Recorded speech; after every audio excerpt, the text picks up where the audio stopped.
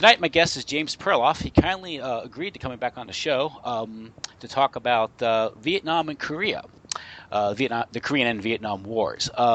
James is the author of The Shadows of Power, an expose of the Council of Foreign Relations that has sold over 100,000 copies since its publication, and the more recent Truth is a Lonely Warrior, a comprehensive look at the satanic drive for world government.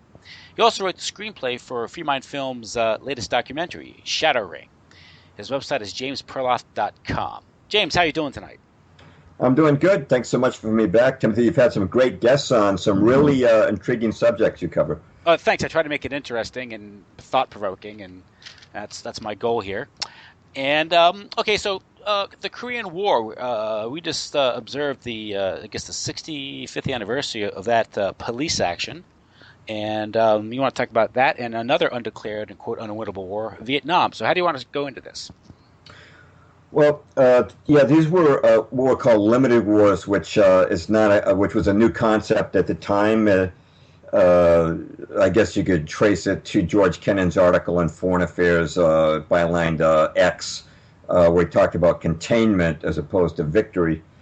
But I think that it's very important to understand one reason why the United States fought these wars with restraint, unlike World War I and World War II and other wars we always fought to victory, was that there has always been a unreported or underreported relationship between the bankster capitalism, the oligarchy, the Illuminati, the ones who run the world, and communism. And of course, it goes back to, I think I should just make it clear that some people may still have the misconception that communism is really a movement of the people, but all you have to look at is the history of places like Red China and the Soviet Union and the Berlin Wall and the millions dead. And any country that builds walls and watchtowers to keep people from escaping, that's not a utopia for the poor. And I finally, Timothy, actually kind of a bit of an epiphany on the use of the word proletariat. They always say we're fighting for the proletariat. And I'm going to give you a quote from Leon Trotsky. He said, quote, "We will reduce the Russian intelligentsia to complete idiocy," unquote. And Jerry Lena, in his book Under the Sign of the Scorpion, which is just a terrific book on the history of the Soviet Union, which he used compiling documents that were released after Glasnost. He said this, quote, 1,695,000 people were executed from January 1921 to April 1922. Of course, this is shortly after the Bolshevik Revolution began. He writes, among these victims were bishops, professors, doctors, officers, gendarmes, lawyers, civil servants, journalists, writers, artists, unquote. So, see, Timothy, what the Bolsheviks were doing, they were wiping out the intelligentsia and leaving just the factory workers and the farmers because they didn't regard those as a threat, although they had to suppress revolts by the factory workers and the farmers at times, especially, look at the Ukraine where they had to deal with the reaction to their wiping out 6 million people with deliberate mass starvation. But it reminds me of the Bible. If you might be familiar with the passage in the Bible where when the Babylonians took over Israel and conquered it, they left behind only a few poor people to till the land. And this is very similar. So I realize that the proletariat is just a buzzword, that they're wiping out everybody above the proletariat to basically enslave the state.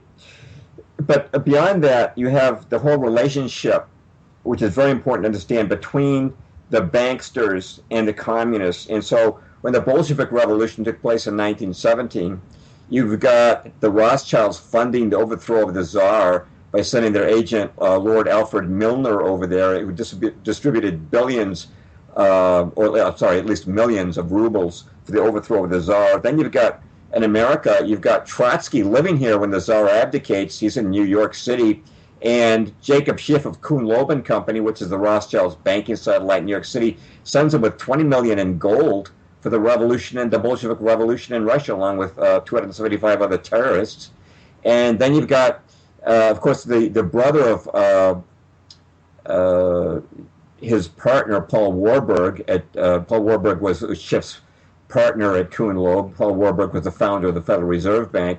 His brother in Germany, Max Warburg, sent in Lenin with more millions in gold for the Bolshevik Revolution.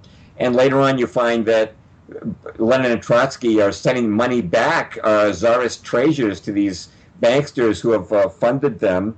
And but if people want more information on this, I would recommend books such as Zhuri Lina's Under the Sign of the Scorpion, and books I know you're familiar with, Anthony Sutton's Wall Street and the Bolshevik Revolution, The Best Enemy Money Can Buy, and another excellent one is Red Carpet by Joseph Finder, which document the whole history, not only the Bolshevik Revolution, but after that, of New York and London bankers funding communism. Even at the height of the Cold War, you've got David Rockefeller with his private jet having landing rights in Moscow, and Chase Manhattan having its Russian headquarters at 1 Karl Marx Square. This whole ironic relationship persisting for centuries. And I'm just giving you one quote, then I'll shut up. It's from Nicholas Murray Butler of the Fabian Society.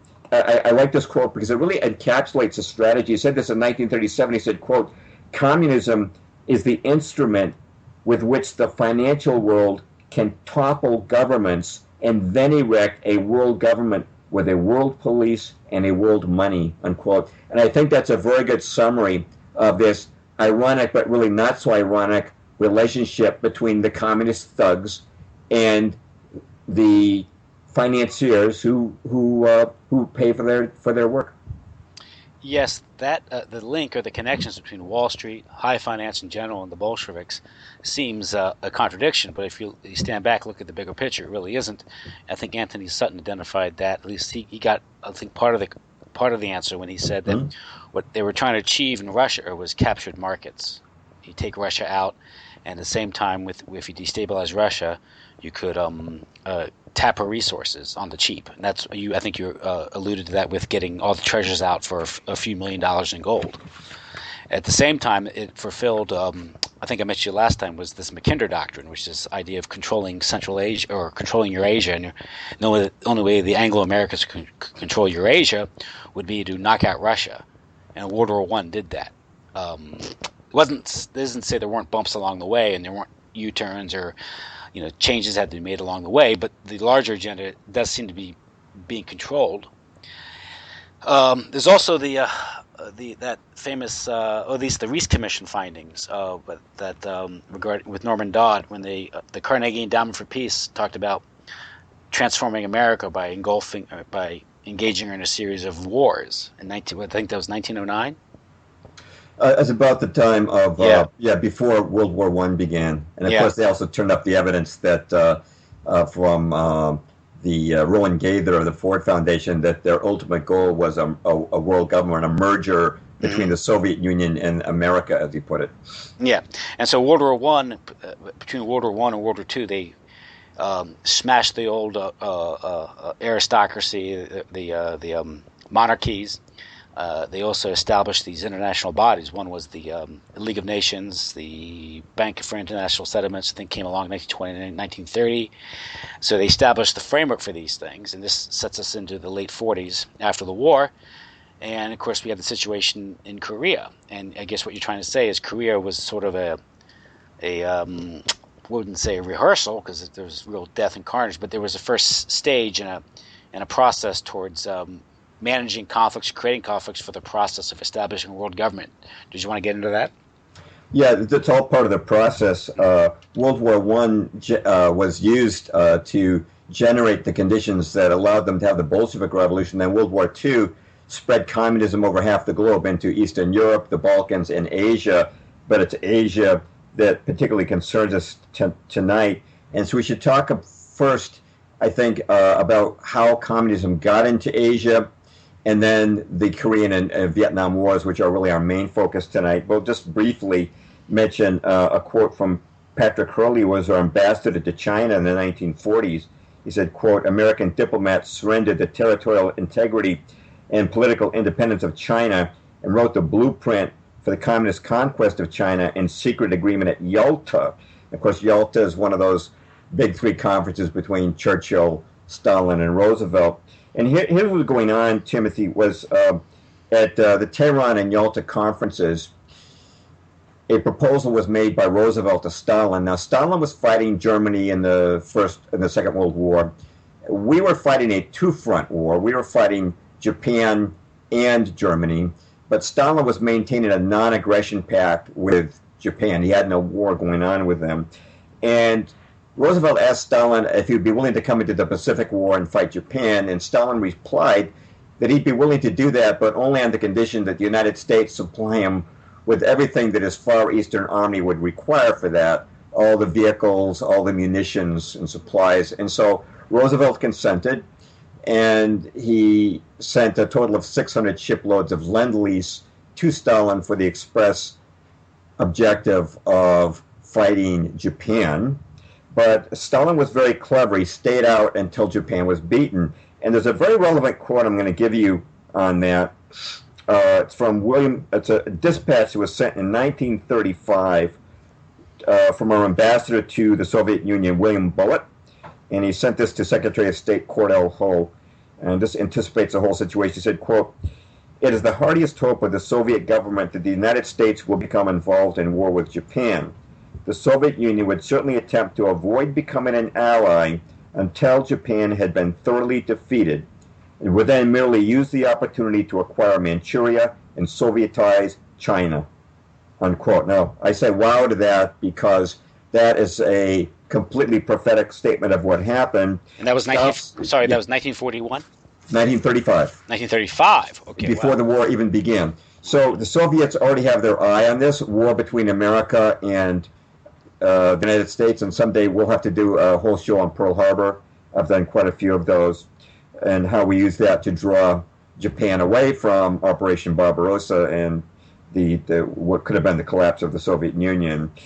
But in terms of the Asian situation after World War II, Stalin comes in after we've already dropped the atom bomb on Hiroshima, and after 5 days of fighting, he equips Mao Zedong, the communist leader, with his American Lend-Lease weapons, plus all those huge depots of surrendered Japanese weapons that he collects in China. And then that really brings us over to Korea.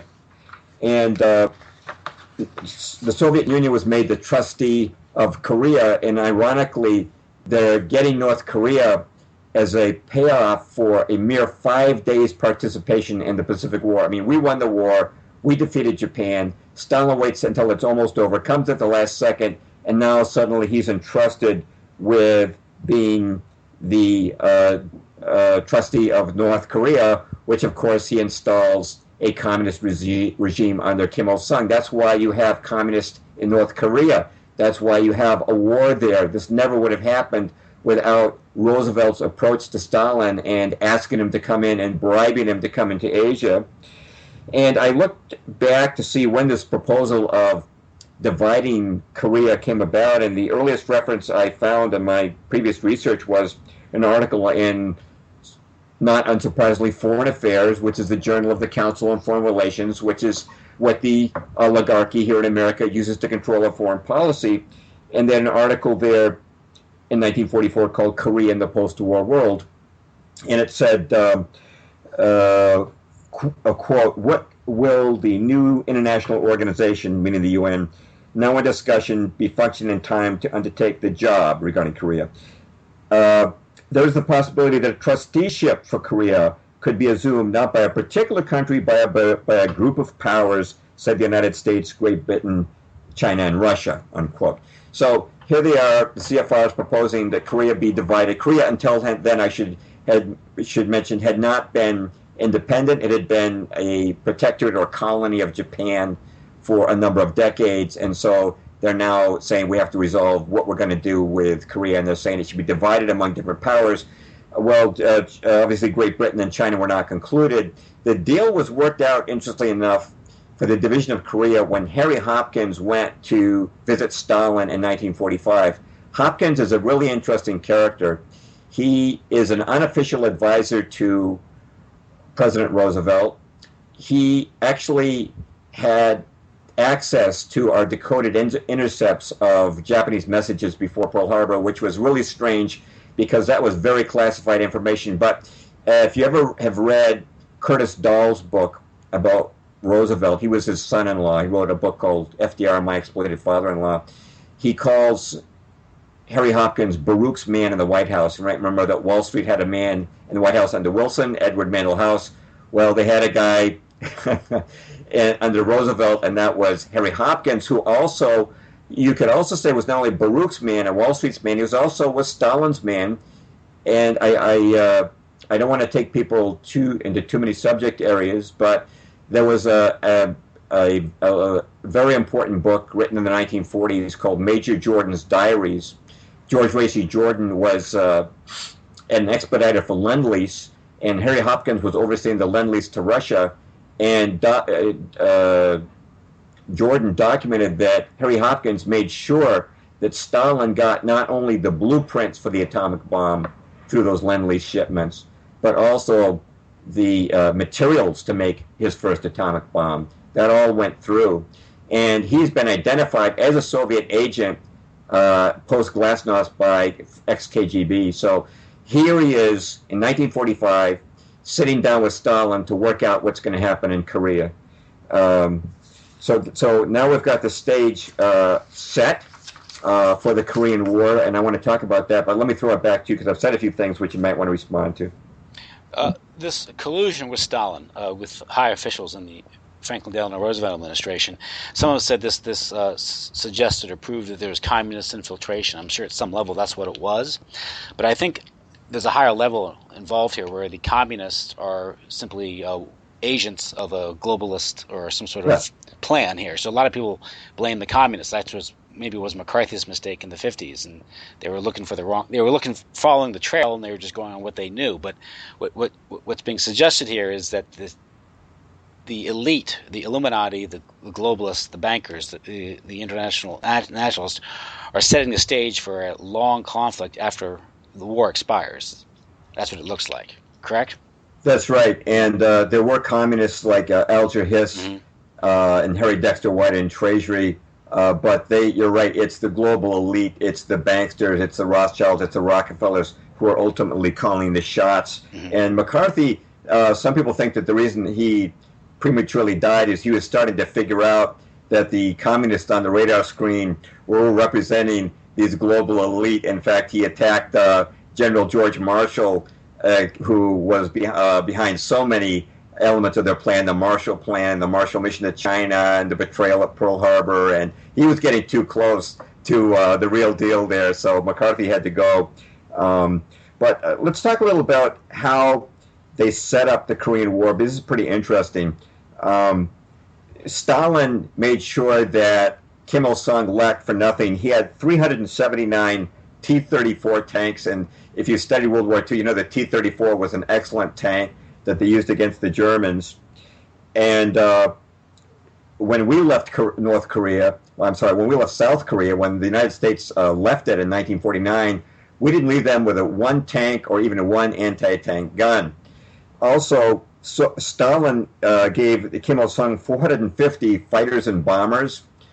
When we left Korea, the South Koreans had 22 planes. Almost none of them were blade combat capable, of trainer planes and non-combat aircraft for the most part. So we set up a situation where it was almost inevitable that Kim Il-sung was going to invade because he had nothing, really no challenge down there. And here's an important bit of information. General Albert C. Wedemeyer was sent by Truman in 1947 to analyze the military situation in the Far East. And here's what he said in his report about Korea. He said, quote, "The withdrawal of American military forces from Korea would result in the occupation of South Korea by either Soviet troops or, as seems more likely, by the Korean military units trained under Soviet auspices in North Korea," unquote. Okay, totally prophetic, but this report by Wedemeyer was suppressed on the orders of Secretary of State General George Marshall and Truman. It was suppressed so Congress and the American people didn't learn of it, and Wedemeyer wrote a book, which I have a copy of. It's called Wedemeyer Reports, and the title has an exclamation point after the word reports because he said, "This is the report I wrote, that Truman and Marshall suppressed. But we knew it was obvious that war was coming. When the United States pulled out of North Korea in 1949, that was kind of an inauspicious time to do so, because 1949 was also the year that Mao Zedong consolidated his control of China. So Kim Il-sung now knows that Mao Zedong's got his back covered. The United States is out of South Korea. The South Koreans are just have a constabulary force with nothing but small arms. There's nothing between him and the ocean but the small force. So in January of 1950, remember the war began in June of 1950, Kim Il-sung gave an address, New Year's Day speech, in which he said this will be Korea's year of unification. And he called for, quote, complete preparedness for war, unquote. All right, so the State Department obviously knows about this speech. So how does our Secretary of State, Dean Acheson, respond? Well, 2 weeks later, he gives a speech to the National Press Club in which he defines our national defense perimeter. And in Asia, he runs out a line. It includes Japan, but he puts South Korea outside of the United States defensive perimeter. And this is basically an open invitation to Kim Il-sung, saying, we're not going to defend South Korea.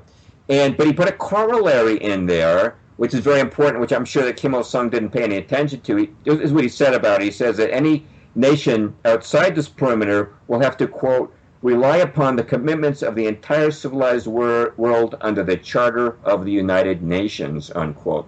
So, see, Acheson already has in mind that war is going to come to Korea, and it's going to be a UN war. But the war has been set up. We've created this military imbalance. We've empowered Stalin to take over North Korea, who was then militarily empowered Kim Il-sung. War is inevitable. We've said we won't defend it. Only the UN can defend it. And this brings us up to the two purposes for this war. There were really two that I can perceive, Tim. One is to validate the UN as a peacekeeper, and number two, to create the first war we'll ever fight without a declaration of war. And that is, in other words, to override the constitutional provision that only Congress can declare war. And I think you mentioned in the article what this did was when Truman unilaterally ordered U.S. troops under the pretext of a police action and the auspices of the UN, the people most skeptical of the UN in Congress at the time were also would be the ones critical of Truman's decision. But at the same time, they were anti-communist. Yeah, right? They knew how to set him up. They set him up because the only way they would support a UN war would be if it was against communism. Because they were very upset with the fall of China to communism, and they blamed Truman for it, rightfully so. It was his State Department that had participated in that. So by supporting the Constitution in this weird situation, they could be accused of supporting the spread of communism. Yeah, in other words, Truman could say to them, well, if you don't want to send troops to Korea, hey, you guys have been writing me and whining and complaining that I didn't stop communism in China, so you're going to let the communists conquer South Korea now? Is that what you're going to do? So they had a catch-22. If they tried to uphold their constitutional authority to declare war, Kim Il-sung would take the whole peninsula. And that's one reason I strongly believe, Tim, that they left South Korea so disarmed, was that the South Korean tanks were rushing towards the end of the perimeter, and if we didn't intervene immediately, South Korea would be lost to communism. So the congressmen were left sort of, holding their tongues, not knowing what to say. They had to go along with it, or another country would fall to communism, and thus swept away in that moment was their authority to declare war. And this really, we have to understand that this had been a long-term goal of the oligarchy, just to address the declaration of war matter. Now, I don't know what you think of the learned elders of Zion, the protocols of the learned elders of Zion. I've been through it. Like many people years ago, I thought it was a hoax until I actually read it, and then I found that 99% of what it predicted has come true. And here's what it actually says. Now, remember, this is 1903 that this was first published. Quote, in the near future, we shall establish the responsibility of presidents. We shall invest the president with the right of declaring a state of war. on Quest from Protocols 10. Anybody can go check, and it talks further about overriding constitutions. Okay, then bring it up to 1944, and you've got the Council on Foreign Relations preparing a memorandum for the State Department, which says, quote, they're talking about, organizing the UN. They say, quote, a further difficulty was cited, namely that arising from the constitutional provision that only Congress may declare war. This argument was countered with the contention that a treaty will override this barrier, let alone the fact that our participation in such police action as might be recommended by the International Security Organization, meaning UN, need not be construed as war, unquote, the Council on Foreign Relations. So President Truman, Tim, when he sent troops to Korea, here's what he said to the American press, quote, we're not at war. This is a police action, unquote. So, in other words, we're in the UN now. We don't need declarations of war anymore. All we need is the authority of the UN, and I'm acting under their authority, not under the authority of Congress. And bang, we were in, and bang, we lost our authority to declare war, and we have never declared war since Korea. That was it. That's I guess that's under the auspices of collective security, correct? Mm-hmm. The term collective security. And that was the second purpose. The second purpose to the war certainly was to validate the UN, because a lot of congressmen were saying, we don't want to lose our sovereignty to this organization, and besides, it would never work. And so they wanted to validate the United Nations, because the very first plank of the United Nations is, quote, to maintain international peace and security, unquote. We have to remember that, as you were pointing out, Tim, this history of the UN goes back. The same people that formed the UN formed the League of Nations, which failed, and so they came back after the League of Nations created out of World War I had failed. World War II was used to create the UN, and the UN was a CFR creation. It was a group of Council on Foreign Relations members who called themselves the Informal Agenda Group that drew up the plans for the UN. And when the UN held its founding conference in San Francisco in 1945, 47 American delegates were CFR members. So this is their show. It's their game. And now they want to validate it. And I found an important article in Foreign Affairs which I think summarizes their view of why Korea was valuable. It's published in April 1952. It's called Korea in Perspective. And here's what the article says, quote, the burden of my argument, then, based on the meaning of our experience in Korea, as I see it, is that we have made historic progress towards the establishment of a viable system of collective security, unquote. Now, this is really hypocrisy because it was America doing the fighting. I mean, 88% of all troops were American, but they did it under the UN flag. It was officially a UN action, and this was their goal at the time, was to empower the UN and gradually strengthen it. But as you know, Tim, that really didn't work out. We don't see that same approach so much today. By the mid-'70s, the Council on Foreign Relations had realized that American patriots were resisting the UN. You had local groups like the John Birch Society doing that. And so they kind of changed the strategy, and that was laid out in an article in Foreign Affairs by Richard Gardner. We called an end run around national sovereignty, and he said that the House of World Order, well, we can't build it from the top down. We've got to build it from the bottom up, meaning instead of empowering the UN directly, we'll gradually build world government through various regional organizations, treaties, environmental protocols and agreements, trade agreements, and so forth. We'll build it from the bottom up. But at the time of Korea, 1950, they were looking at directly empowering the UN and making it into this all-powerful world organization, which they eventually wanted, an all-powerful world government. But that's the context, that's the goal, that's what they're looking for in Korea, is empower the UN and get rid of this provision that only Congress can declare war. And of course, on the domestic front in 1950, this is the early stages of the Cold War, though we look at the Cold War as being 1949 and the Berlin blockade and subsequent airlift. But really, going back to that time, in 1950, you had a Republican Congress that was still very non-interventionist. I don't like the term isolationist. They're non-interventionists. People like Taft, and they were very skeptical of the Truman administration's proposed increased defense spending, and even of the North Atlantic Treaty Organization, which had just been formed a year before that, I believe, 1949, if I'm not mistaken. You had a Congress that was very skeptical and very I guess it was very prudent with taxpayers' money still. Of course, along comes Korea, and all that changes. Because you also have the subsequent Red Scare, which serves the interests of the national security state. That's why I believe in 1954 you have Dean Acheson in his memoirs saying Korea came along and saved us. What did he mean by that? So you had this crisis. Again, it's a manufactured crisis, which changes the domestic politics. And from that point on, you have the Cold War. And with the Cold War, out of Korea, you get things like MK Ultra, domestic surveillance, loyalty oaths. You also have the Eder Benays civil defense ads about nuclear war, stop and drop or something, that to scare the hell out of the American people, as I think Senator Vandenberg told Harry Truman, right? So that's the domestic context, okay. But you're saying internationally, this precedent has been set for collective security.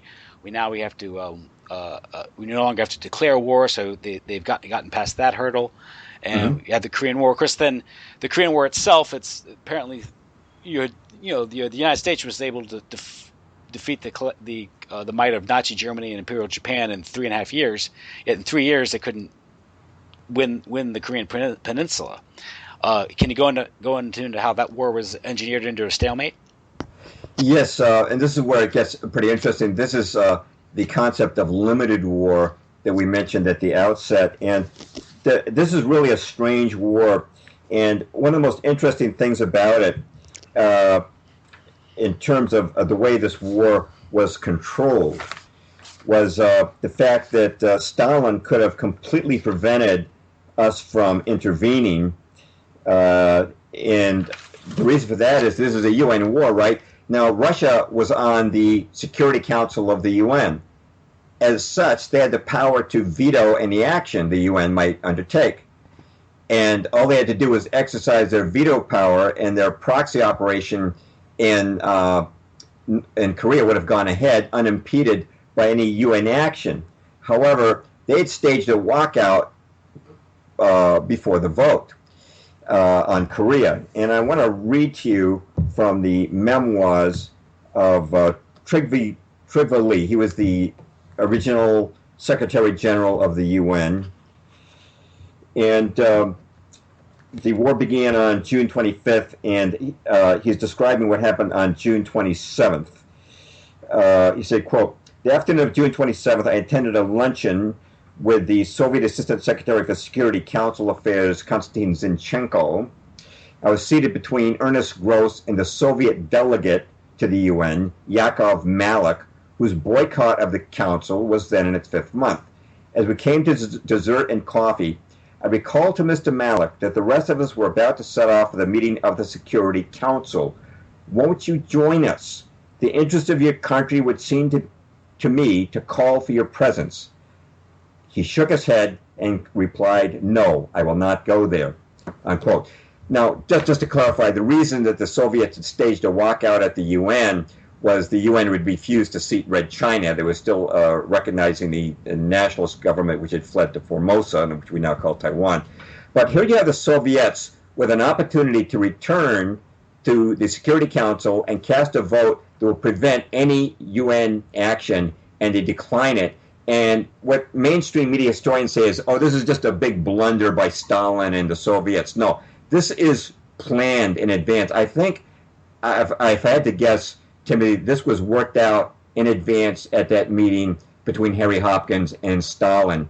Stalin has consented to allow this action to take place. If Malik, by not going to vote, had upset Stalin, Stalin would have had him come back to the Soviet Union and killed him. but Malik died in 1980, okay? So Stalin was not at all displeased with what was going on. He obviously did not mind having this invasion of South Korea repulsed, but he also had no intention of giving up any territory in North Korea, and that's where the suppression of MacArthur comes in. And, MacArthur was a guy who was used to winning wars. In World War II, which he'd just been in, we fought Germany and Japan until they surrendered, and he assumed we were going to fight North Korea until it surrendered. And he almost liberated all of North Korea. Then what happens, that the The Chinese come in, they pour across the Yalu River, and he knew he could stop that. He ordered the bridges to be bombed. But what happens? George Marshall, who's always in the right place at the right time to fulfill the oligarchy's agenda, is now Secretary of Defense, and he countermands the orders within 24 hours, allowing the Chinese to pour into Korea and kill Americans, because this is the concept of limited war, right? And here's what MacArthur said of this order from Marshall. He said, quote, "I realized for the first time that I'd actually been denied the full use of my military power to safeguard the lives of my soldiers and the safety of my army. To me, it clearly foreshadowed a future tragic situation in Korea and left me with a sense of inexpressible shock," unquote. And in case anybody thinks only MacArthur thought this, let me quote General Mark Clark, who signed the armistice. He said, quote, "It was beyond my comprehension that we had countenanced a situation in which Chinese soldiers killed American youths in organized formal warfare, and yet we would fail to use all the power at our command to protect those Americans," unquote. And I want to just mention one other thing that Truman did to ensure that we did not win in Korea, besides allowing the Chinese to enter Korea by refusing to allow the bridges to be bombed. He gave this order, quote, "I have ordered the 7th Fleet to prevent any attack on Formosa. As a corollary of this action, I'm calling upon the Chinese government on Formosa to cease all air and sea operations against the mainland. The 7th Fleet will see that this is done," unquote. This corollary is very important because the Chinese would not have dared attack us in Korea if the 7th Fleet was not guarding their flank. You see, Chiang Kai-shek had a 2 million man army on Formosa. He was chomping at the bit to reinvade China and take it back from the communists. They had just consolidated control very tenuously there. Mao Zedong did not have a firm grip on the country. He would not have dared enter Korea without this protection from the 7th Fleet. It's quite amazing. And finally, let me quote General Lin Piao, who commanded Chinese forces in Korea, quote, "I never would have made the attack and risked my men if I had not been assured that Washington would restrain General MacArthur from taking adequate retaliatory measures against my lines of supply and communication," unquote. So he's got these assurances, and perhaps the ultimate irony is that MacArthur, because he's under UN command, has to report to the UN's Undersecretary for Political and Security Affairs, who is a Soviet, Konstantin Zinchenko. He has to report what he's doing to the Soviets in Korea. And so this is one of the strangest wars ever fought. And of course, as you know, MacArthur was dismissed for trying to rebel against these restraints that were enforced upon him by Truman. Yeah, history, at least the standard account of that story is MacArthur overstepping his bounds and Truman cutting him down a notch or two, firing him and preserving the proper civilian control of the military. But MacArthur was really witnessing in Korea was this betrayal of his soldiers and the American people, and the fact that he was being used as a pawn in this game. Yes, and by stretching out the war unnecessarily. Yeah. Remember, we had over 30,000 Americans dead, over 100,000 wounded, to say nothing of 3 million Koreans dead in an unnecessary war, an artificially created war, an artificially extended war that Harry Truman says is not a war but is merely a police action. He's saying that, but of course he's only the puppet of the puppet masters. And of course, the communist China itself was brought into creation with the help of General George Marshall, and in 1949. Mao's background is his lineage's background, because Mao apparently was educated by Yale University. Well, that's something that I discovered when I heard James Corbett's report. Yeah. That's where I had not even heard that before. But it made sense when he explained it, though. Right. It's quite amazing. Let me just see if I can find that bit of information. There was it was called Yale Divinity School had established schools and hospitals in China. You know, the whole missionary angle, which is covered for imperialism and intelligence. But Yale in China was like kind of an intelligence network that, at least from what my research said, sought to undermine Sun Yat-sen, who wanted to develop China, Right.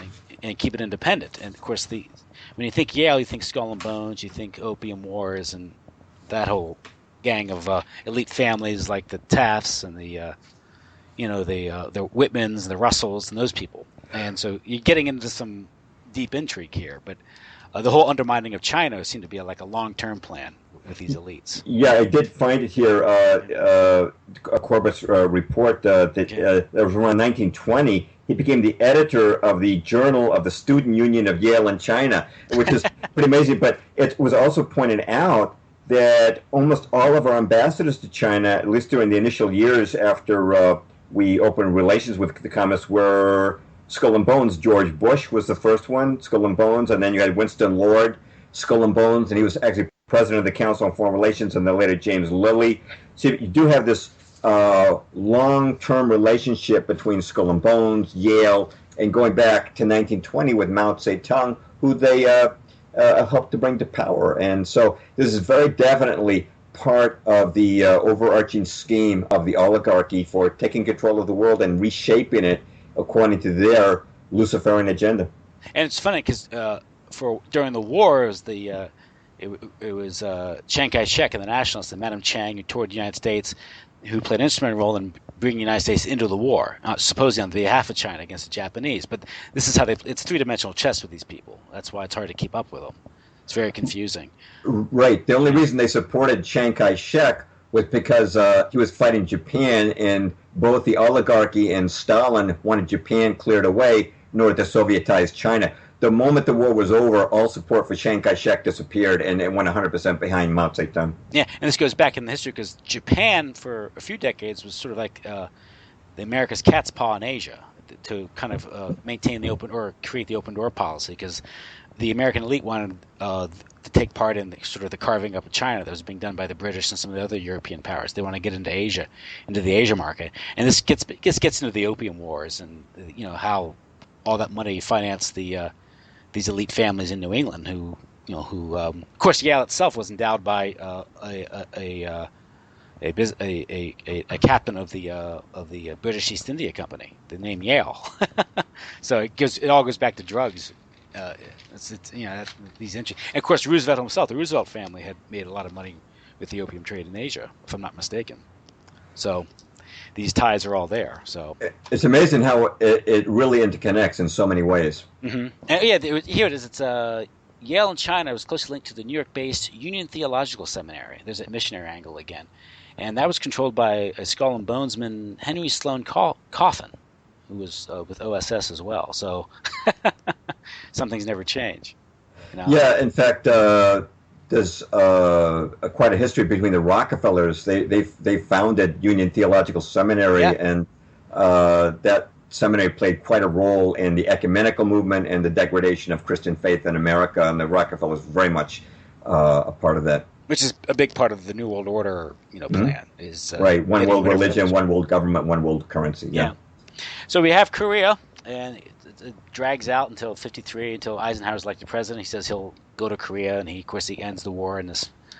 It doesn't end the war because it's not a war, but of course it is a war between South Korea and North Korea technically. But as far as they get the peace treaty signed, and it's along the 30th parallel, and that's where it's been since. And of course North Korea has been a convenient boogeyman for the national security state of the United States. It gives the United States an excuse to stay in Asia and have bases there. So it's always a good prop to have to stir things up and create scares. We get these reports about North Korea getting nuclear missiles and this nuclear program and things like that. Hacking Sony. Yeah. Hacking Sony. Yeah, because they make this movie about killing a head of state, which I thought was interesting. But so that's Korea. So basically, it was a first step in sort of this globalist New World Order plan to create certain precedents, to undermine the U.S. Constitution, get America involved in collective security. And we have the 50s. Of course, I mentioned the Red Scare, and the national security state kind of really spreads its wings and flies during the 1950s, and brings us up into the Vietnam War. So America's role in Asia is well established by then. We had the Vietnam War. Of course, that dates back to World War II as well. Okay, Vietnam. Vietnam. We got, of course, going back to World War II, the United States involvement in Vietnam, I think, dates back to at least as far as 1945, when they helped reinstall French colonial rule of Vietnam, and they reject Ho Chi Minh's appeal for independence. So between 1945 and 1954, the French subsidized French control of Vietnam, and then there's Bien Dien Phu, their defeat, and the United States decides not to give them air support. So the French colonial powers, or colonial power, then decides to negotiate with Ho Chi Minh, and that's when North Vietnam is divided between North and South, correct? Yeah, which is sort of a haunting reminder of the other limited war we just discussed, Korea, which was also divided North and South, almost following a prototype, that had already been set beforehand. And so I guess in *54, that's when the U.S. agrees to certain elections, which they never honor with Ho Chi Minh, because they fear Ho Chi Minh would win. So they really are against reunification, although technically that was in the agreement. But the long-term strategy was to keep it divided and weak. That's how I look at it. So, well, divide and conquer is certainly always part of the strategy. In the case of Vietnam, you were mentioning the 1940s, and actually, yeah, you go back to 1943, the Tehran Conference. Stalin gave a long rant about France and that they were too collaborationist, and he said they shouldn't get Indochina back at the end of the war.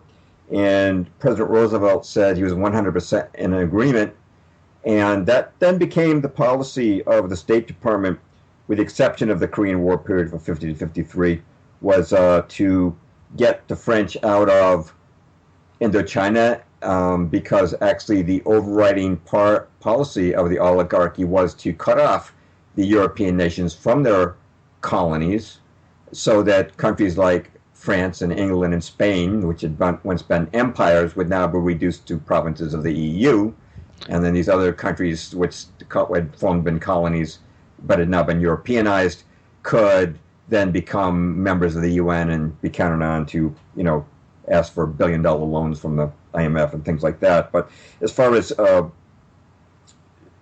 Vietnam itself goes, it's interesting that initially we supported Ho Chi Minh, and this 1945, and that summer of 1945, the OSS, which later became the CIA, went into Vietnam and trained Ho Chi Minh's troops. I have a picture on my Vietnam article of Ho Chi Minh and General Giap and the OSS guys, all with big smiles on their faces, and they were training his troops and arming them.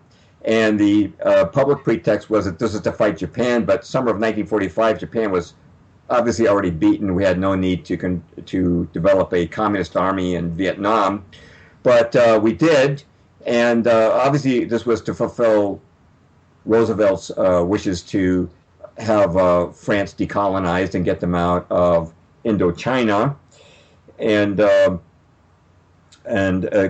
the Battle of Dien Bien Phu, as you were mentioning, the French asked for an airstrike because that was basically a battle of attrition. They had Chinese artillery that were surrounding the French outpost. This was the crisis battle, and they asked for an aircraft carrier strike, which could have wiped out that artillery, but the United States refused, and at that point, the French left. And there's a progression of events that I talk about in Truth of the Lonely Warrior in the chapter on Vietnam and in my article on Vietnam.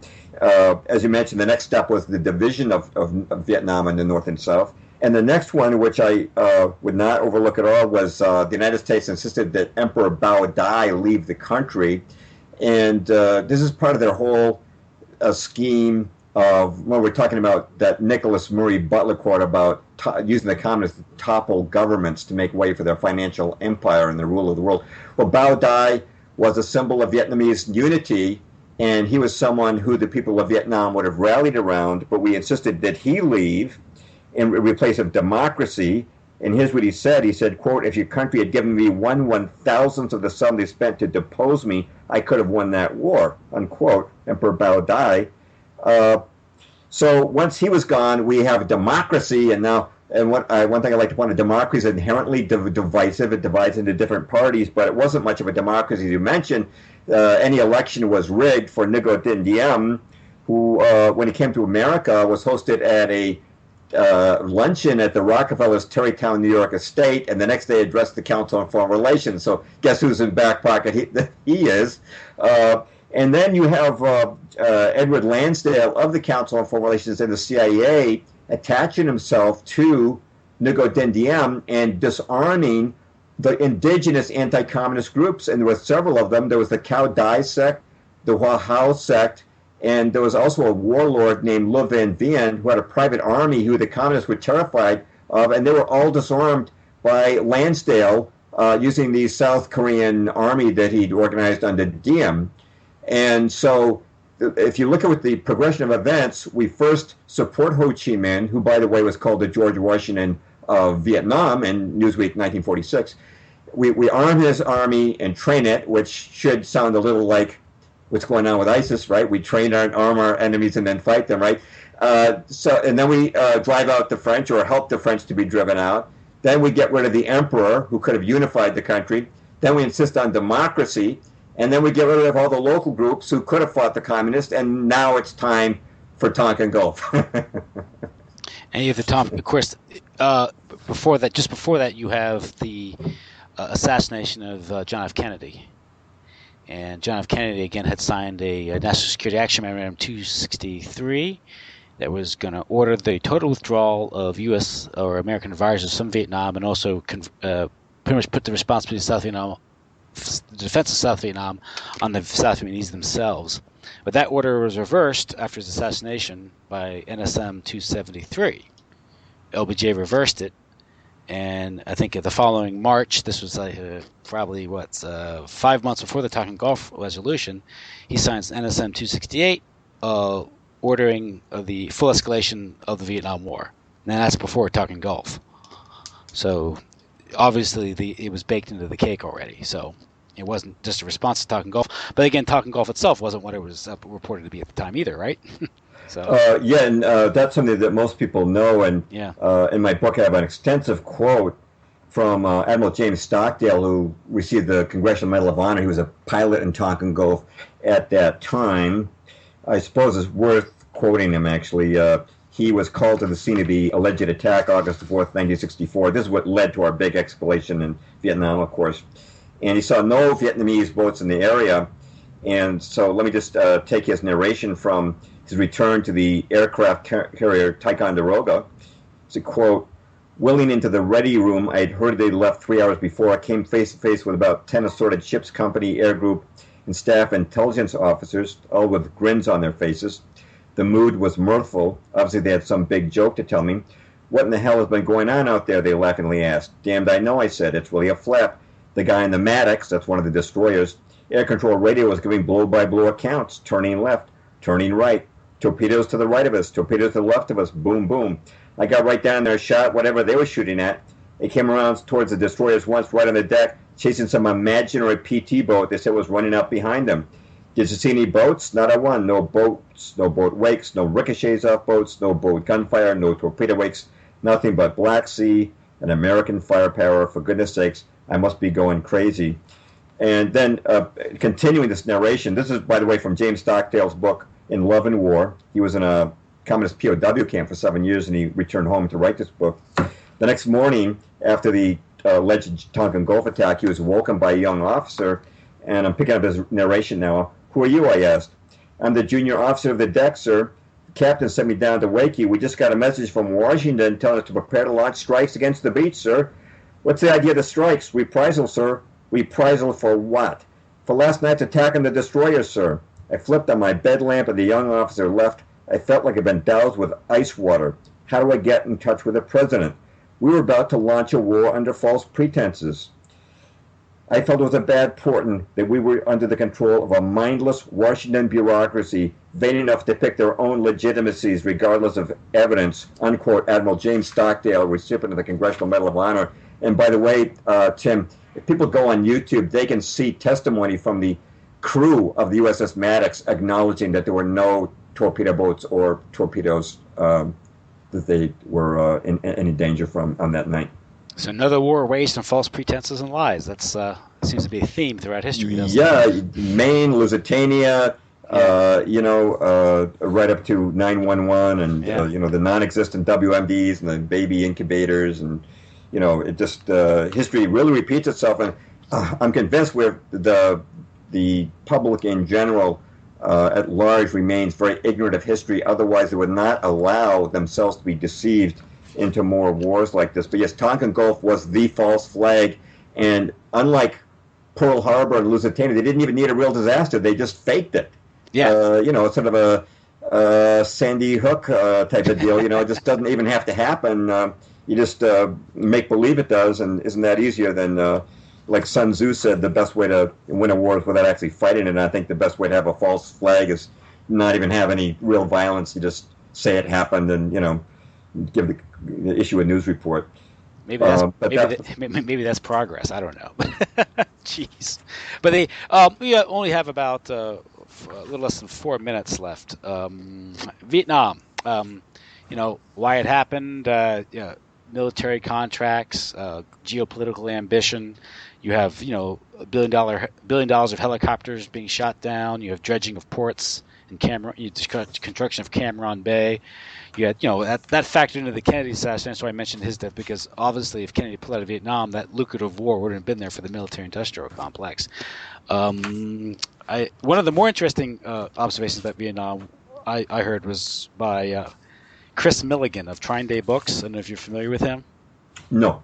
Well, he publishes Trine Day Books. It's sort of these renegade conspirator books and all this stuff. But his father was a CIA agent, and he claimed in the late 60s, after he left the CIA, that he told him that the whole purpose of Vietnam was to, not the whole purpose, the primary purpose, one of the important reasons for the Vietnam War, was to create discord between the generations in the United States and to facilitate the drugging or the opiating of the American public, to spread heroin and drugs and sort of societal discord and hatred.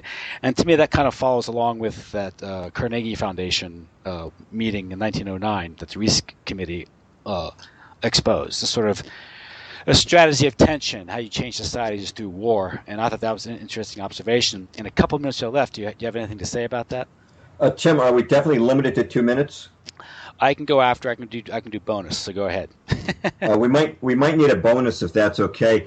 I heard your interview with Jan Irvin about the whole hippie movement, and he talked about Woodstock and how that was intended to create shock and kind of disarm America, do away with the work ethic and change American culture. And I do believe that it's correct to say that, when you look at Korea... This is what we do at the time. We're coming up close on an hour here. Yeah. When I get close to like 15 minutes, I'll tell you that time, and then we can go on. I can create a bonus time on my personal podcast, and this is going on onto a network that wants it to be about an hour. So we'll cut off that time, and then I'll just add that to my YouTube thing. So it'll be out there. How does that work? But it'll still be restricted to the 1 hour on the main podcast? No, on the one network that carries it, but I can carry on my own podcast, and then they can carry it later as a bonus. I can send it to them. So we'll work something out to get it on record at least, because it's an important observation. Well, what I wanted to mention was that they were very definitely trying to change the culture, and if in the bonus, what I want to talk about is how mainstream media worked. This is very unique. Was completely attacking the war and the Pentagon, and I'm talking about Hollywood movies. I'm talking about the mainstream music industry with the anti-war songs, and this is Dave McGowan's specialty, and also the news media, and a lot of distortions that they created, and this generated this conflict, and I guess you could say it's a Hegelian dialectic with the hawks and the doves, and then out of this coming a culture that was much more receptive to communism. And these guys had supported communism all along. And I think that one purpose of the Vietnam War, unlike Korea, which was to validate the UN, they didn't have that agenda here. I think they were trying to give the right wingers, the conservatives and the patriots, a big spanking and say communism cannot be defeated. It's invincible. Maybe you could beat Japan and Germany in 3 years, but 14 years against little Vietnam, you're still going to lose because of the rules of engagement, which we haven't even touched on yet. But this, again, like with the restraints on MacArthur, was a limited war. Okay. I like to talk about the fact that the guys who got us into this war were not the right-wing hawks, patriotic types that everybody says they were. So let's go back to the moment when President Kennedy authorized sending 10,000 troops to Vietnam. This is October of 1961, and he does it on the advice of Walt Rostow, member of the Council on Foreign Relations. At this point, they're advisors, right? In 61, we're talking about ground troops. Ground troops, okay. Ground troops in 61. And Rostow's supposed to be a hawk, but let's just mention that his father was a Marxist revolutionary. Two of his aunts were members of the U.S. Communist Party. His brother Eugene Debs Rostow was named for the Socialist Party leader Eugene Debs.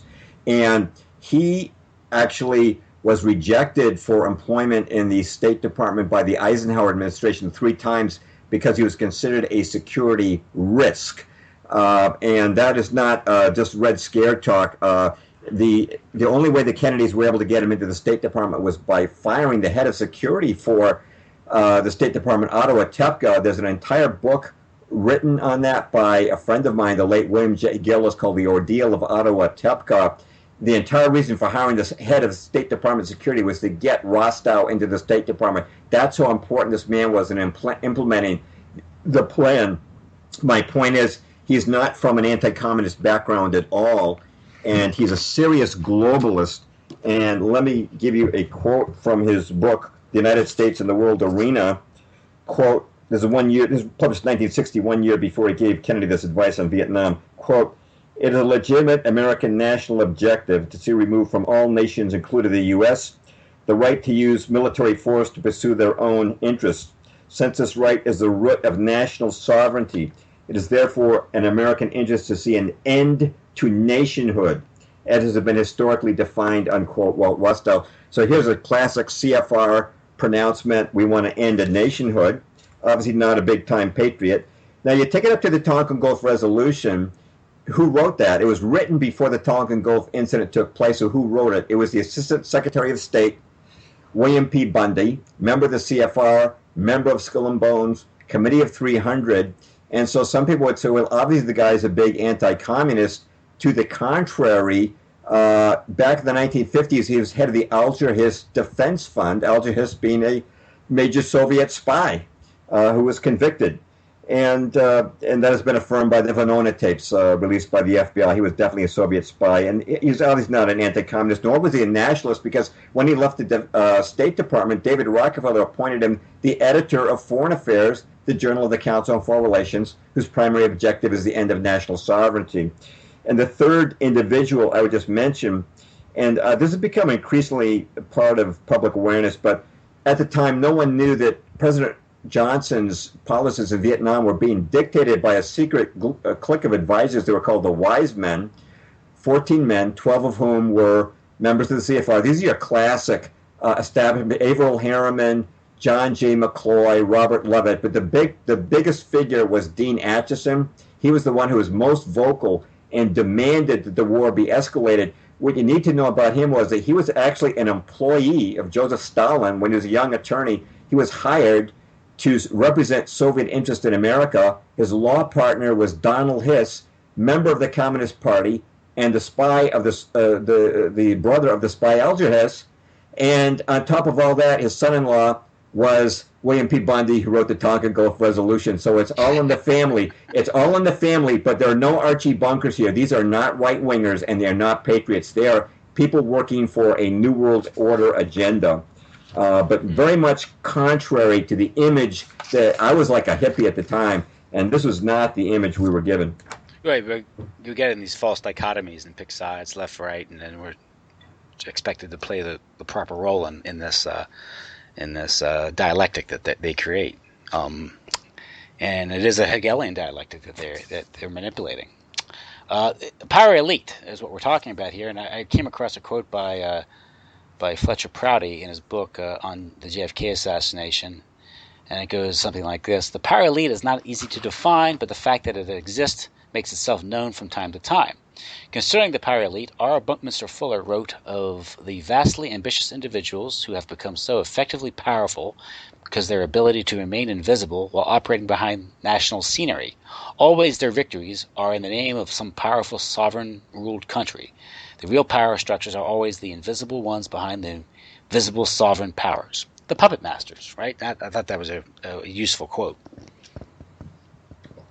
Very good, and a very apt description of the way things are run, with people, the real people in power being the ones who are standing in the shadows behind the public figures like presidents, who are there for the public to perceive. But they're not really the leaders invisible. of the nation. They're not really invisible because if you look at the CFR and you read books like Shadows of Power, your book, and others on the topic, or the Trilateral Commission, these groups are there. They exist. They're kind of out in the open. They're kind of hiding in plain sight. We're just sort of intimidated from mentioning them because people are called conspiracy theorists. We're suggesting that rich and powerful men might have get together and plan to control the world. So, it's again, it's not too much of a mystery. Just that the establishment, the media, movie, like you mentioned, how it's portrayed in the movies, the media, we're expected to believe the textbook fairy tales of history that were force-fed in school, and they've created the schools and universities to promote that agenda, promote that worldview. So that's the problem. When of course they wanted to drive the whole culture towards a socialist state, here's the thing that young people fail to grasp is they think that socialism and communism empower the people. In fact, they empower government. Mm-hmm. And that's what things like Obamacare are about. It's not empowering you, it's empowering the government to control your health care. And that's just one part of the whole matrix. But that was something they were using to drive the country towards. I'm going to give you a relevant statement here. It's from James Coonan in his 1968 book, The Strawberry Statement. He's describing the annual meeting of SDS, the Students for a Democratic Society, which was, one of the main spearhead student groups opposing the war. He said this, quote, "At the convention, the annual SDS convention, men from business international roundtables tried to buy up a few radicals. These men are the world's leading industrialists, and they convene to decide how our lives are going to go. They're the left wing of the ruling class. They offered to finance our demonstrations in Chicago. We were also offered Rockefeller money. They want us to make a lot of radical commotion so they can look more in the center as they move to the left." I think that's significant. They can look more in the center as they move to the left. And here's one more quote, and then I'll kind of move off the quotes. It's from Jerry Kirk, ex-member of the Communist Party in SDS. He said this, quote, "The radicals think they're fighting the forces of the super rich like Rockefeller and Ford, and they don't realize that it's precisely such forces which are behind their own revolution, financing it and using it for their own purposes," unquote. And Tim, I think I mentioned this on the previous broadcast we did, but when I was a hippie, we had a ultra left-wing newspaper in Boston that I used to hawk on the streets. It's called The Real Paper, and the publisher and owner of The Real Paper was David Rockefeller Jr. His name was right in the masthead, and my mistaken conclusion was that I guess he's just part of the divide between the generations, part of the generation gap. He's rebelling against his father's conservatives. No, that's part of the plan. And one of the amazing things that Dave McGowan brought out in his book, Weird Scenes in the Valley, in the Canyon, was that Vito Pelikas, who was considered the founder of the entire hippie movement, was an in-law of the Rockefellers. His uncle was the father of Winthrop Rockefeller's wife. And Winthrop Rockefeller was David Rockefeller's brother. So you see this linkage, this definite linkage between the Rockefellers and the hippie movement, which you would not expect, But that's what Kunin was talking about them appearing to be in the center when they're actually moving to the left. They're moving the country towards socialism because they know under socialism the government is empowered, and that empowers them because they control the government. Yeah, it creates power centers, where there's various agencies or control commissions and bureaucracies, and even corporations themselves, which is really the creation of government, and empowers them. But yeah, the controlled opposition is an old strategy, and if you even today, whether it's Common Cause, it's foundation corporate funded, Mother Jones Foundation corporate funded, national, of course, National Review, I think from the right is expected, because you suspect CIA there because William F. Buckley worked for E. Howard Hunt in Mexico. And so where a guy that's seed money, no one really seems to know. And so they control all these magazines, they control the debates, and it's through these foundations and corporate grants, and so they can even establish their own universities like Vanderbilt and Carnegie Mellon and University of Chicago, and so they can take over the education system. And they control so much, Tim. There was recently an article on Dr. Henry Mackel's site, and it was about how the CIA even controlled these little literary journals of past decades, like I think it was a Swanee Review, and it just named these various literary journals that you never would have thought were CIA controlled, were actually owned and run by them. But how old are you, Tim? Do you mind if I ask, or I just want to figure out which generation you're coming from? 48, born 1967. Okay. Well, this stuff that would people from my generation could relate to, but I've looked back on it, and it's quite amazing to me how much we were set up to take this revolutionary stance. And there are just three areas I want to touch on. One is Hollywood, one is music, and one is the news media. It's quite amazing. If you look at 1964, the year of the Tonkin Gulf Resolution, you had, for example, a movie called Dr. Strangelove. I don't know if you've seen it. Yeah, it's a classic. Several times. You've got the General Jack Ripper is a paranoiac who unilaterally decides to nuke the Soviet Union. George C. Scott is the Pentagon general who's just as paranoid as he is. And you've got Slim Pickens as Major Kong writing an atomic bomb down on the Soviets as he yells Yahoo and rides it like the bomb like he's in a rodeo. And every image of the military in that film was negative. Or you switch it over that same year, 7 Days in May, you've got Burt Lancaster, who was a left-winger in real life, portraying this evil general. And, I had not seen that movie since my teen years.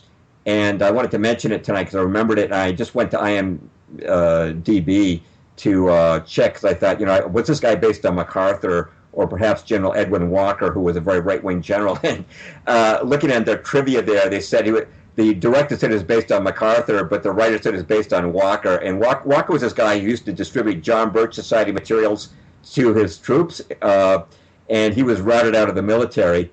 Interesting guy. But you had all these movies. Another one was the Bedford Incident, where you've got Richard Widmark as this paranoiac or destroyer commander who's chasing a Soviet sub, and ultimately his trigger-happy ways get his own ship sunk. And you had the Russians are coming about paranoiacs when a Russian sub gets grounded. But the whole portrayal of the military. There was a movie called Candy, which no one will remember except me. It was X-rated, but Walter Matthau played this general, and all the troops under him are these automatons, and everything was anti-military. But it's interesting, if you look back at the World War II movies, they all look great. But if any, in the 1960s, any contemporary portrayal of the military was as nutcases and fruitcakes and paranoiacs, and we were really being influenced to develop a very negative impression of the military as it was at the time of Vietnam. During World War II, you'll notice they made countless movies pro-war. During the 14-year Vietnam War, there was only one movie that came out, a major movie, that was sort of support the troops, if you will. It was The Green Berets with John Wayne. And I don't think it was a great movie at all. I don't think artistically it was any great shakes. But the only reason that one movie got made was because John Wayne had established so much clout in Hollywood. But the point I'm trying to make is that the mainstream media was schooling us towards revolution, and this is something that, to move it over to music, you know what Dave McGowan has said. You've got Jim Morrison of The Doors, was the son of Admiral George Morrison, who was in charge of the forces at Tonkin Gulf. And Morrison, McGowan points out that Morrison's band, The Doors, came out of nowhere. I mean, none of them had ever been in a band before.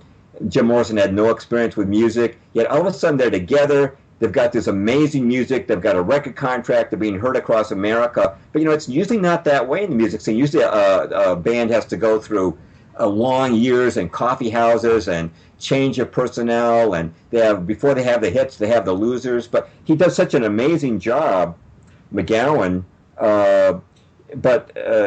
showing that Crosby, Stills, and Nash, Crosby and Stills from career military families, or Papa John Phillips of the Mamas and Papas wrote that song San Francisco, which was the ultimate hippie song. But he went to Annapolis. He grew up on military bases.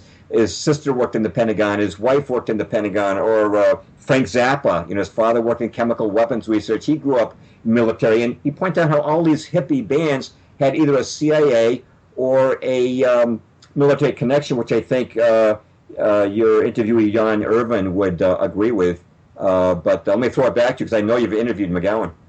Yeah, I interviewed him. I had the pleasure of interviewing him back a couple months ago, and I talked to him about the sort of the rock scene as a sort of a psychological warfare program aimed at the American public, primarily the youth, sort of to create not only to marginalize the anti-war effort, anti-war movement, which was kind of this budding, respectable, middle-class, college-educated anti-war movement backed by college professors, and turning into a sort of a hippie movement, which the middle class would reject and be horrified at, and that would sort of like create this dialectic. And it's all part of that divide and conquer strategy. Mm-hmm. And he does in his book and his research, he uncovers sort of this dizzying array of disconnections. All these bands, not just really just all connected to military and intelligence. And as he points out, is if this were just a coincidence, you'd expect maybe a few, given the size of the military-industrial complex, but the fact that all of them would have these strange connections. And there are ties to the Manson cult. The Manson was involved with the Beach Boys, and you also have the seeding of that whole area with LSD, courtesy of the CIA, with Owsley Stewart and George Hunter White, or not Owsley. What was his name? Was it Owsley? Augustus Owsley Stanley. I'm sorry, and George Hunter White, who was a intelligence agent working for the Bureau of Narcotics and Dangerous Drugs, but they're conducting all types of experiments out there with LSD. And of course, a lot of these rock festivals, I think Dave McGowan, theorizes, and I think with some justification, that things like Woodstock and Altamont and these things were in themselves were sort of outdoor mind control experiments, and also to traumatize the public. That's just what Jan Irvin was saying. Yeah, and he mentioned. I heard your interview with him, and he was mentioning that it was the Mellon banking family that funded LSD, and also the Grateful Dead. Yeah, the Grateful Dead, and he mentioned that Timothy Leary was CIA and Gloria Steinem was CIA, and it's so amazing. Yeah, all that, and because what did Gloria Steinem do? Yeah, feminism, modern art, all that stuff. That whole culture change. There was just one other aspect I was going to mention to it. Well, I just want to mention before I closed off on music, was that when I was a hippie in 1970, we had all these anti-war songs on the radio, and one of the most memorable was the song "War" by Edwin Starr, and I used to blast that thing out the window for everyone to hear in the neighborhood. But also "Bring the Boys Home" and "For What It's Worth" and "Ohio," and Melanie had a great song called "Lay Down." But all these this wasn't pirate radio stations. I mean, it was the mainstream media, big record labels that had the anti-war stuff. But the other one was the news media, which really I was manipulated by watching the news reports. But a key example of this was the Tet Offensive that the Viet Cong launched in '68 was actually a shattering defeat for them. They had 5 divisions just obliterated, and they were no longer a fighting force after that. The North Vietnamese had to take over, but they distorted U.S. media distorted everything to make it look like a victory. Like when they attacked the embassy, the U.S. media was giving this blow-by-blow account how they've occupied the 4th floor, they're now on the 5th floor, and but actually the truth is they had 19 Viet Cong attack the embassy. They never got they never got inside. They never got past the 3 guards at the door. And by 12 noon, the U.S. ambassador was back in his seat.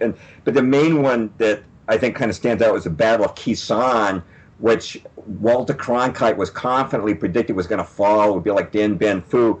And when Walter Cronkite, the Mr. Trustworthy of the news media, returned from Vietnam, the winter of '68, Acheson did not fall.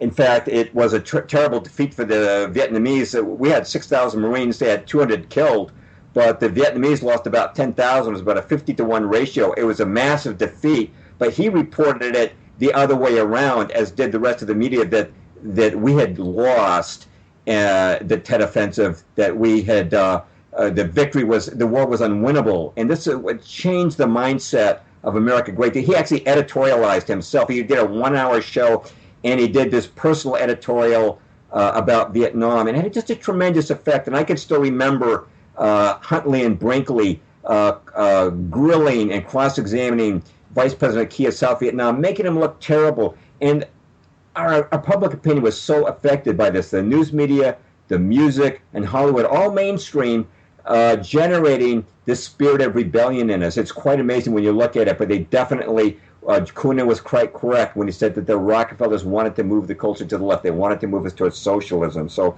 I just wanted to get those things in, and I haven't written up, but wanted to write about this because I was so much myself involved as a hippie myself, living in Cambridge, Mass., which is next to Harvard, near the heartbeat of the revolutionary movement. But it was very much a psyop, exactly as Jan Irvin and Dave McGowan, your other guests, have said.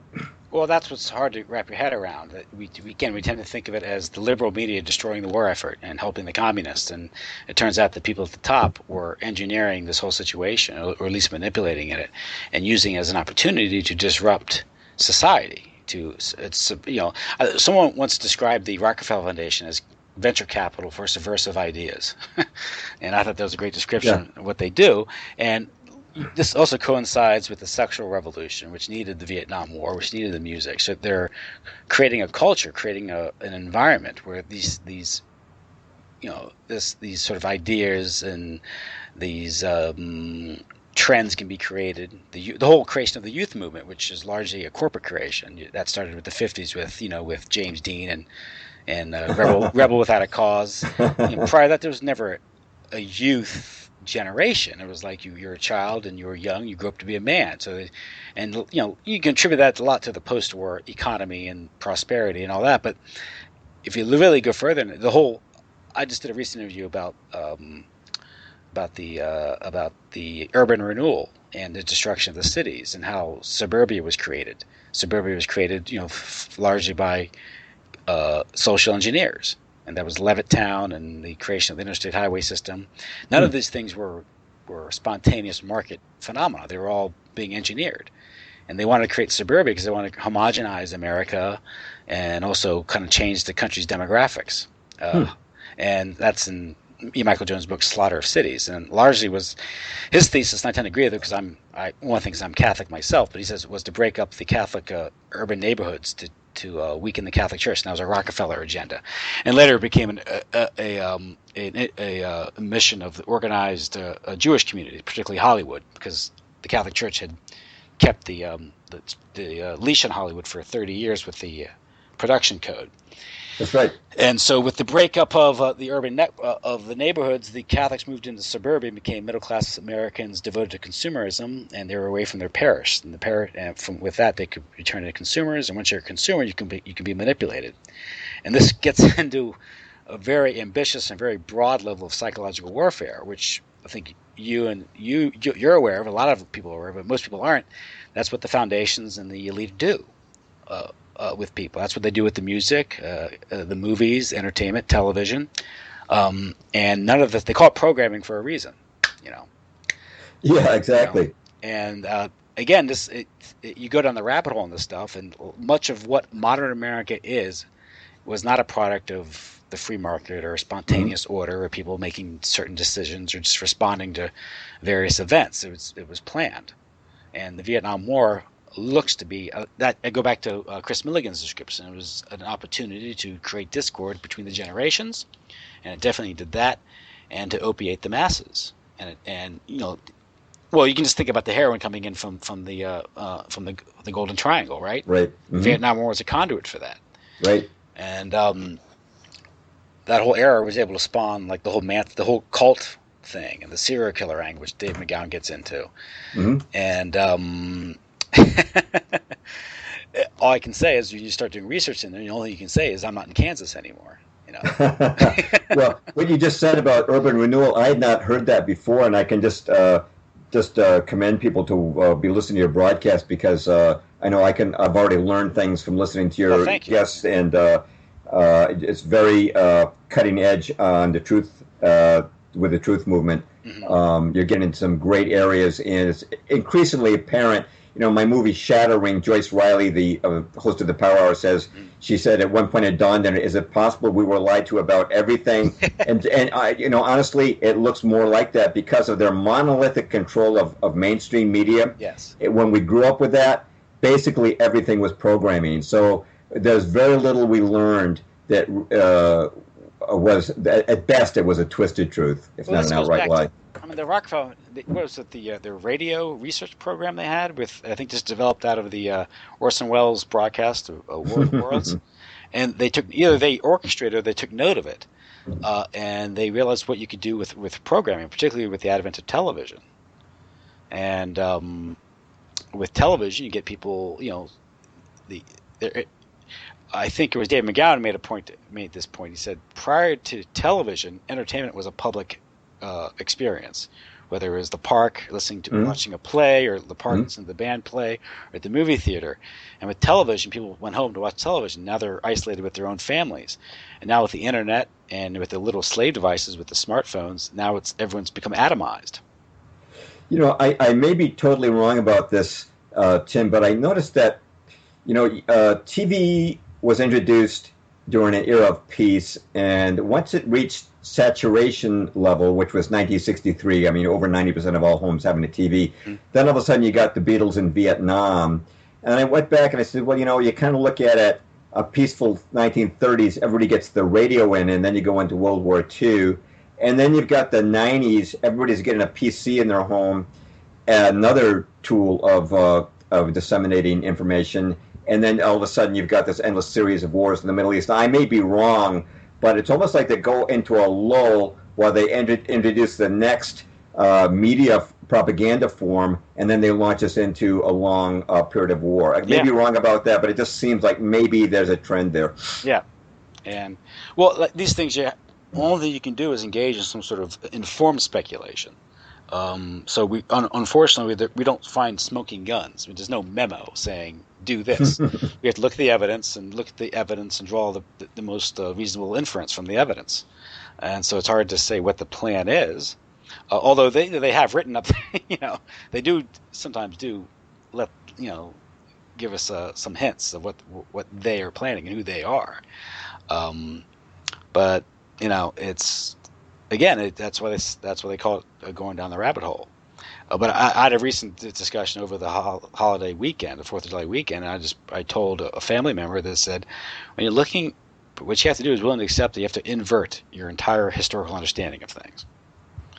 And, of course, that doesn't mean inverting your values. It doesn't mean transvaluation. Right. What it means is the things you were told are not what you thought they were. And and this opens up to things like Sandy Hook and the accusation or the theorizing that these things are faked.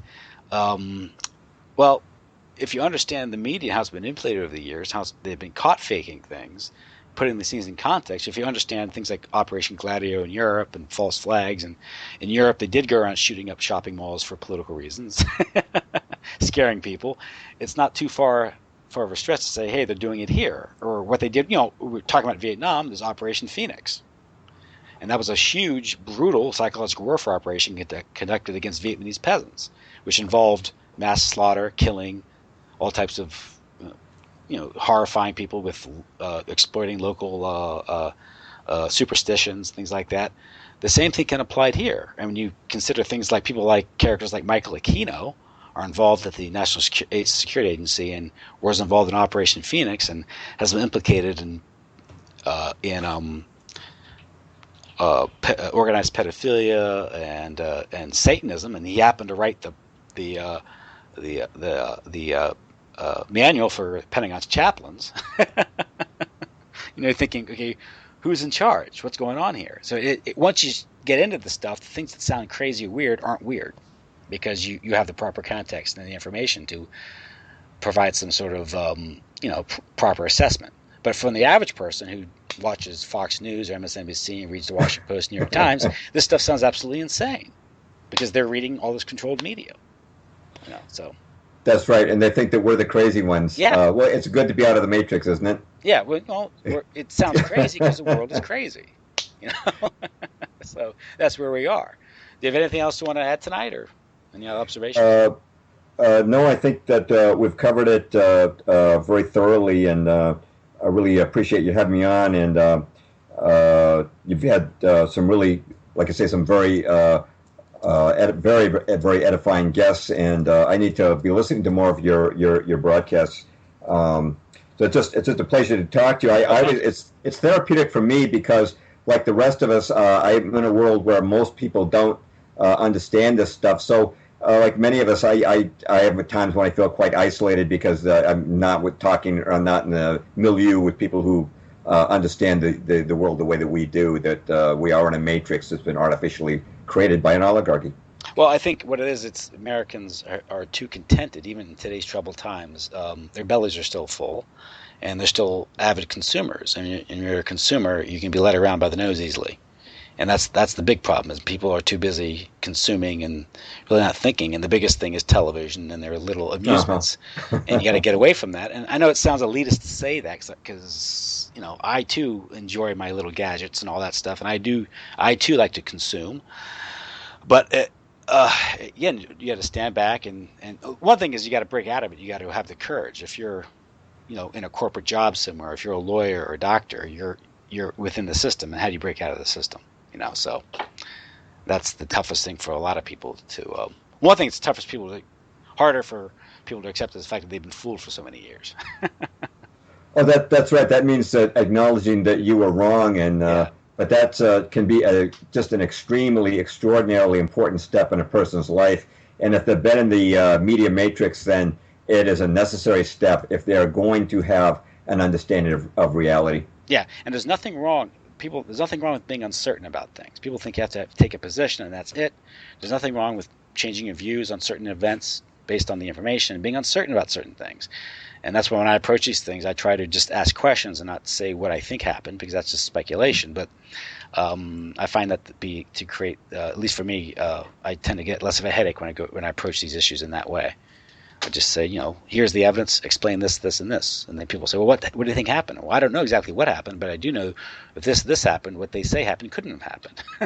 Right, the rational explanation. One of my, a movie I do like a lot is 12 Angry Men, and it's about, imagine you've seen it, but it's about a jury that reverses itself after it heavily critically examines the evidence. Mm-hmm. And I just feel it's a great example of critical thinking and, yes, changing your mind and saying, you know what, my first conclusion was wrong. When you look closer to the evidence, I have to say that's probably not correct. Yep. And that's what has led us to our positions, is we're not being led by the nose by mainstream media, but by looking at the realities. But that does require information. It does require people like an Admiral Stockdale and others who have been there and said the truth about what really took place. And thank God there have been a few truth tellers at every point in history to point out what was really taking place. So we need them. Yeah. And also be mindful when you're researching the thing that there's also a lot of false leads or half-truths or three-quarter truths. Correct. And so this leads us to a position there's nothing wrong with being wrong for a little while about something, about some detail. And that takes you to like a police detective. You know, I studied the Lindbergh kidnapping for 2 years, and you would be amazed at the number of false leads they had to pursue on that. I mean, there were husbands being accused by their wives of kidnapping the Lindbergh baby just because the wife was angry at the husband, you know. But they had to pursue that lead, and so, but because they weren't sure, you know, and so you have to do that sometimes. Like Einstein getting the light bulb right, you have to try a lot of different things sometimes before you really get it right. Yeah. But that's part of the process. So. I think the analytical process we're doing is very similar to scientific method and the development of scientific advancement and achievement. But the whole media complex, technology, is designed to destroy that level of critical thinking. That's the level. So in the educational system. Yeah, that's true. The conspiracy of ignorance is out there. Okay, well, listen, I want to thank you for coming again tonight. It was a great conversation. We covered a lot of ground again tonight. That's the way it is. And, of course, there never is enough time, and we can go on forever about these things. But I think we covered a lot of ground today, and I think we had an edifying conversation. And I want to thank you, and good night. Okay, good night, Tim. Thanks so much. Thank you. Really appreciate it. Bye-bye. Great show. Thanks. Okay, bye-bye.